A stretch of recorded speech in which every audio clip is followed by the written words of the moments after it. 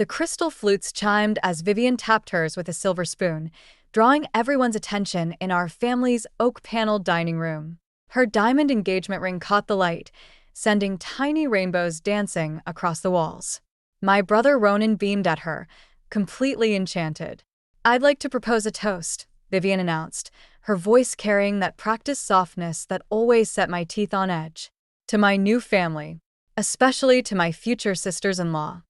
Her gaze lingered on Ivy and Tessa, who sat rigid in their chairs. "I know some of us still have a lot of growing up to do, but I'm here to help guide you into becoming proper young ladies." Ivy's shoulders hunched forward, while Tessa's knuckles went white around her water glass. I caught Mom's pleading look from across the table, her silent request for peace at this engagement celebration. Dad just stared ahead, focused on maintaining appearances as always. "Speaking of guidance," Vivian continued, her smile never reaching her eyes, "I've already spoken to Sterling Daddy about sponsoring some finishing school programs that could really help. I think they're perfect exactly as they are." I cut in, raising my own glass. The words came out sharper than I intended, but I couldn't stop myself. "To Ronan and Vivian." A heavy silence fell over the table. Ronan shot me a warning look, but Vivian's mask slipped for just a moment, long enough for me to catch the flash of hatred in her eyes. As servers cleared the plates, Vivian cornered me by the butler's pantry. "You really should be more careful, Celia," she murmured, checking to ensure we were alone. "Especially given what I know about your family's situation with Daddy." "What are you talking about?" She patted my arm with false sympathy. "Oh, you don't know? How interesting. Well, I suppose some secrets are better left buried. For everyone's sake."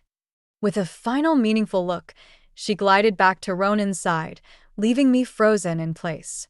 I watched her whisper something in my brother's ear that made him laugh, while Ivy and Tessa sat forgotten at the far end of the table. Whatever game Vivian was playing, she'd just made a crucial mistake. She'd given me a reason to start digging. The morning after the engagement party, I found Mom in the garden, methodically deadheading roses with trembling hands. She'd always retreated here when things got difficult, finding comfort among her carefully tended flowers.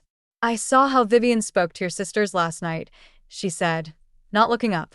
"I should have said something, but you didn't."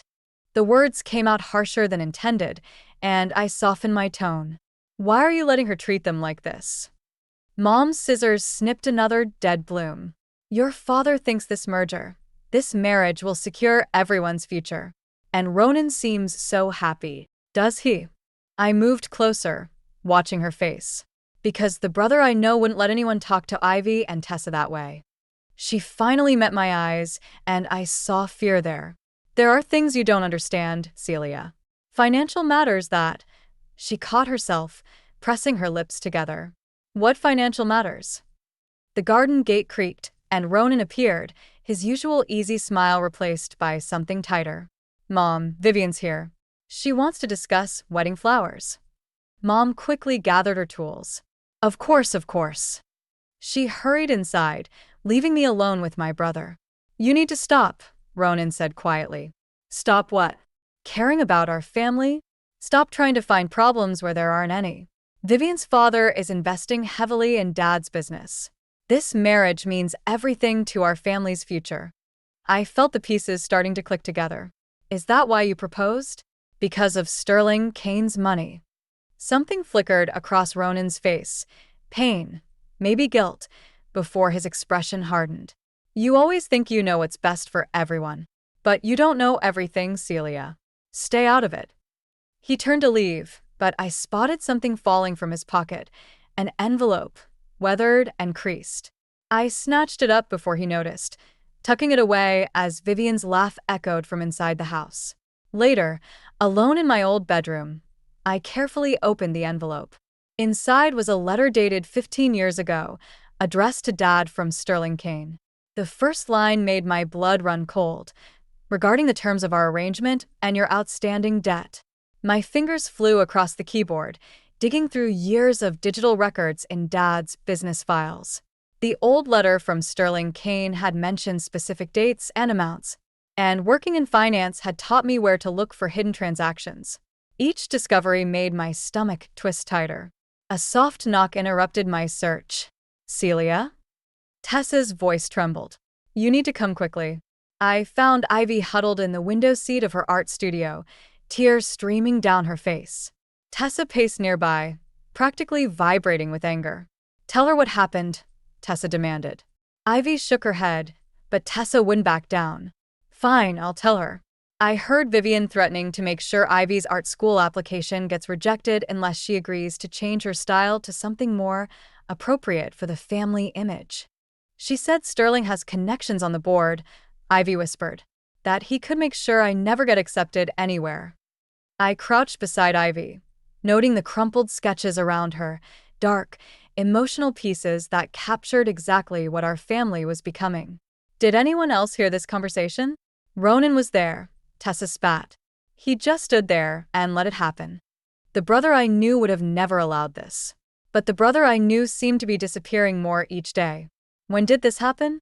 This morning, right after you left Dad's office. Tessa's eyes narrowed. What were you doing in there anyway? Before I could answer, Dad's voice boomed from downstairs. Celia. My office now. I found him standing behind his desk, face flushed with anger. Sterling Kane's letter lay open before him. You went through my private files, he said, voice dangerously quiet. Someone had to. This debt to Sterling Kane. Is this why you're letting Vivian destroy our family? That's enough. His fist slammed the desk. You have no idea what's at stake. Sterling Kane could ruin us all with one phone call. This marriage is our only protection. Protection? I laughed bitterly.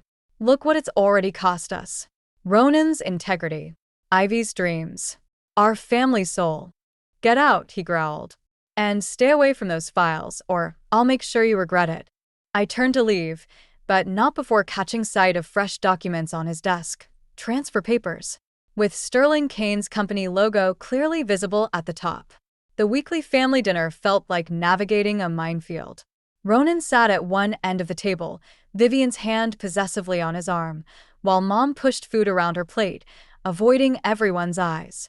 The empty chair where Dad usually sat screamed his absence. He'd claimed a last-minute business meeting with Sterling Kane. I hear you've been quite busy, Celia, Vivian said, breaking the silence. Going through old files, asking questions about Daddy's business. My fork clattered against the plate. Interesting that you know about that. Ronan tells me everything.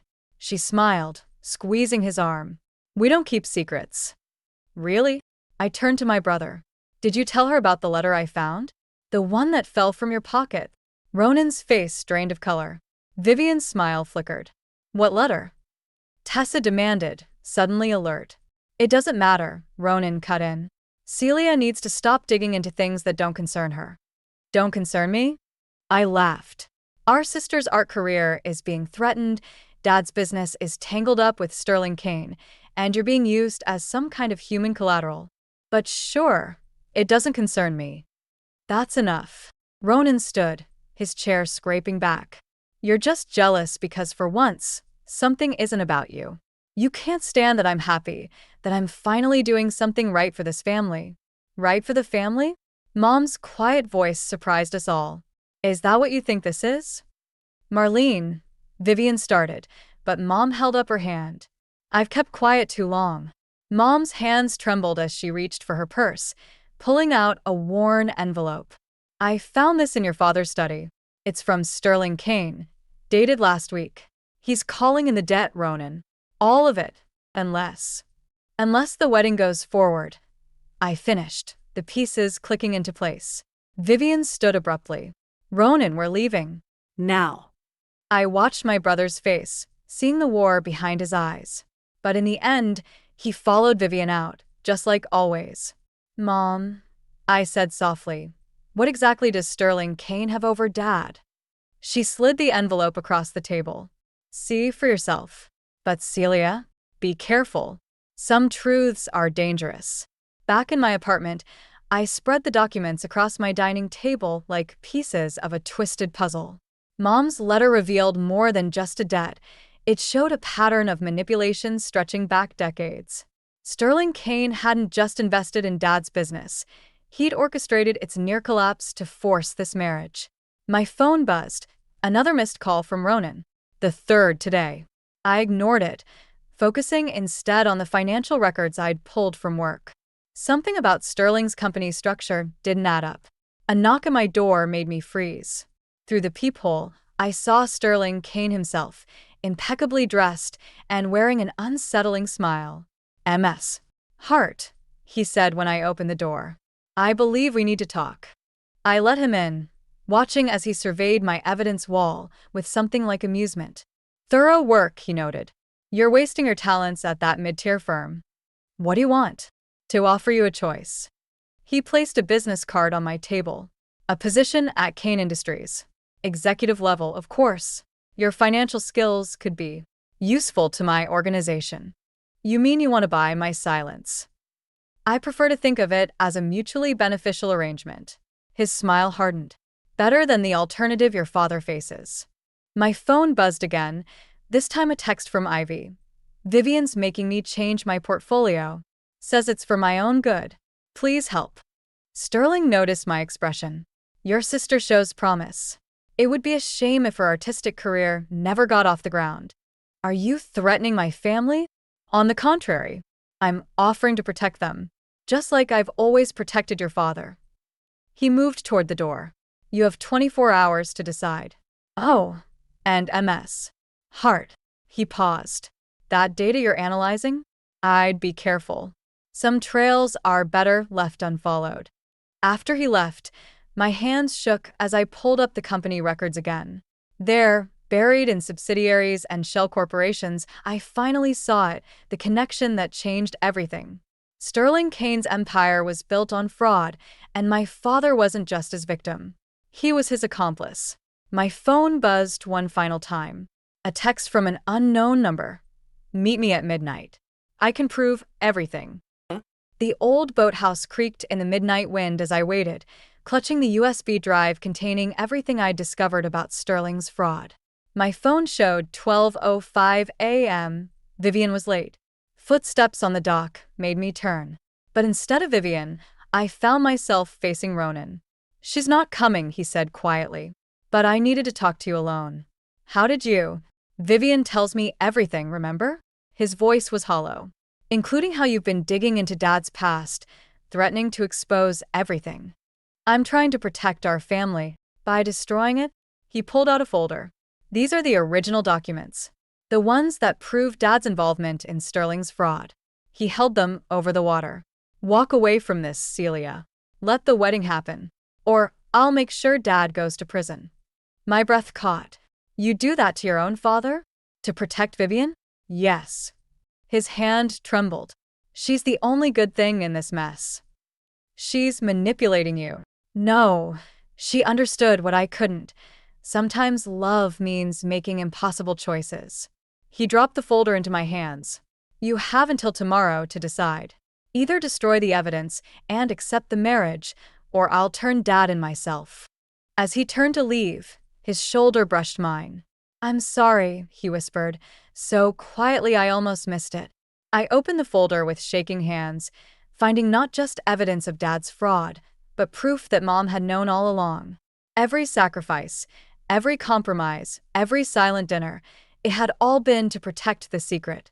My phone buzzed, a message from Ivy with a photo of her new portfolio, sanitized, commercial, everything her art wasn't meant to be. Below it, she'd written, maybe Vivian's right. Maybe I'm not good enough. Another text followed from an unknown number. Final warning, MS. Hart. Take the job offer.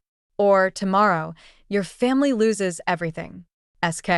I stared at the documents in my hands, proof of 2 decades of lies, and realized I had become the very thing I'd been fighting, another person forcing impossible choices on the people I loved. The water below the dock looked very dark and very deep. The rehearsal dinner buzzed with forced cheer as I walked in, USB drive heavy in my clutch. Sterling Kane stood at the head table, champagne in hand, ready to toast his daughter's triumph. Vivian sat beside him, her smile brittle as she whispered something to Ronan. I hadn't planned to do this here. But when I saw Ivy's newest paintings displayed in the corner, safe, commercial pieces that screamed of surrender, something snapped. Before the toasts begin, I said, my voice carrying across the room, I have something to share. Ronan half rose, but Vivian's hand on his arm stopped him. Sterling's eyes narrowed. Celia, Dad warned, but I was already connecting the drive to the presentation screen. You all deserve to know what this marriage really is. The documents appeared. Years of fraud, manipulation, and lies. Sterling Kane didn't save our family's business. He orchestrated its collapse to force this exact moment. Gasps filled the room as the evidence mounted. Sterling's face darkened, but before he could speak, Vivian stood. You're right, she said quietly. The room froze. Even Sterling looked shocked. Vivian, he started, but she cut him off. I knew what you did to them, Daddy. Just like you did to Mom before she left. Her voice shook. You taught me that love means control. That family means leverage. She turned to Ronan. I thought I was protecting us both.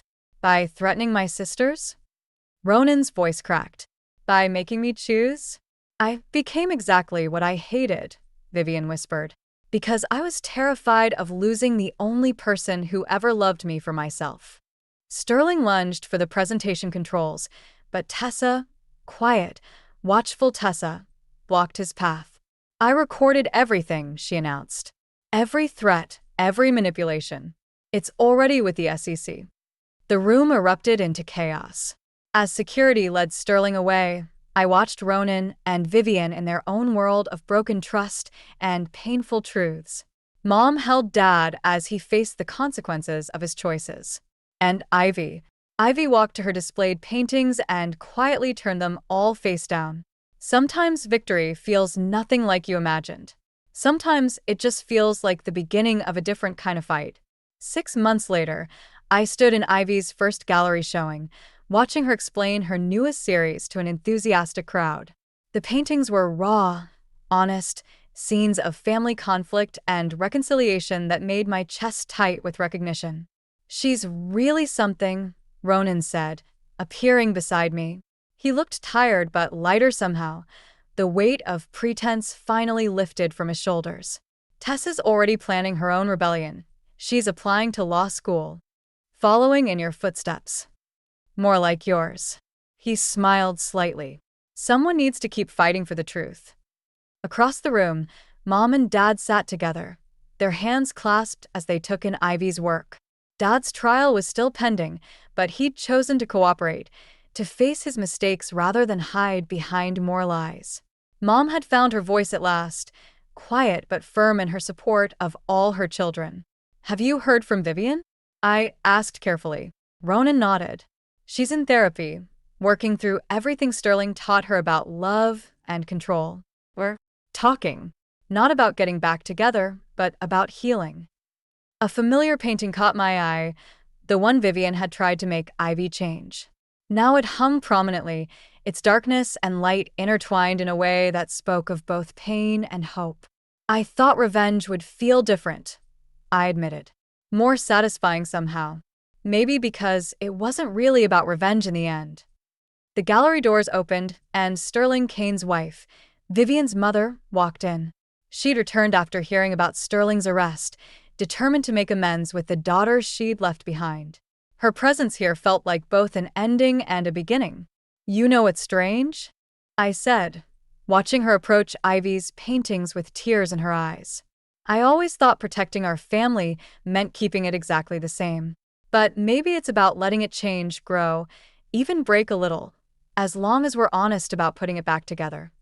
Ronan squeezed my shoulder before moving away to join Tessa, who was already arguing passionately with a potential buyer about artistic interpretation. Some things never change, but sometimes the things that do change matter more than the things that don't.